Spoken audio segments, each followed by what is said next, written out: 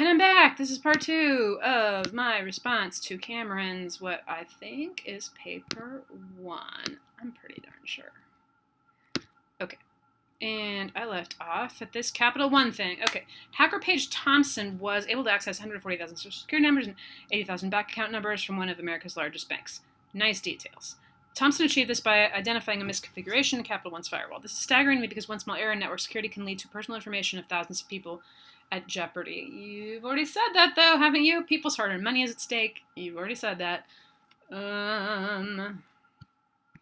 Let's see. Overall, while conducting research with the paper, I learned quite a lot in regard to how online security professionals attempt to keep their networks and valuable information safe. They integrate means. With that said, hackers on the one hand have a multitude of ways of obtaining information. They can trick people into outright giving them information, or they can find weaknesses in online security measures. That, in my opinion, is the most concerning detail. Wait, what is the concerning detail?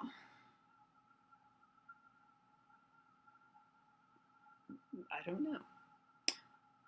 I'll let you fix that. While ITs are highly trained and use the tools at their disposal well, if any small error is made, like a misconfiguration of a firewall in the case of Capital One, then you're putting thousands of people at risk. Yeah, repeating yourself again. So here's how to avoid repeating yourself in a conclusion, which is a sort of different. You need a different strategy. A conclusion. Let me step back and say, I believe you are looking at engineering.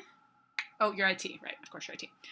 So in that field, probably generally speaking, their conclusions in writing in IT, conclusions are going to not exist, or they're going to restate what they've already said for the most part, because most of the writing in the field is like very what do I want to say? Like, it's about like building things, right? The same with engineering is about building things. So it's like this. It has to be, it's really structured.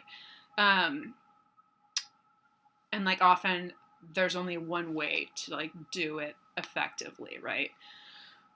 So that means in your conclusion, in real writing in IT, you definitely might restate. But for this paper, the way that you could have something new to say in your conclusion is by talking about the future. That's strategy number 1, right? To be like, here's what's going to happen in the future with this. So what about this? What about that? What about this? What about that? Or expanding what you're looking at, like coming back out again and saying like, the world's been changed by many technology, like, back up. Now we've been looking at just this one part of how technology affects us, and now I'm going to back out to give you just like a camera backs out at the end of a movie, right? And you're like, oh, those two people, we were so into them, and now, whoa, we're going back, and we'll never see them again. Okay, so I hope that is helpful for you revising your paper.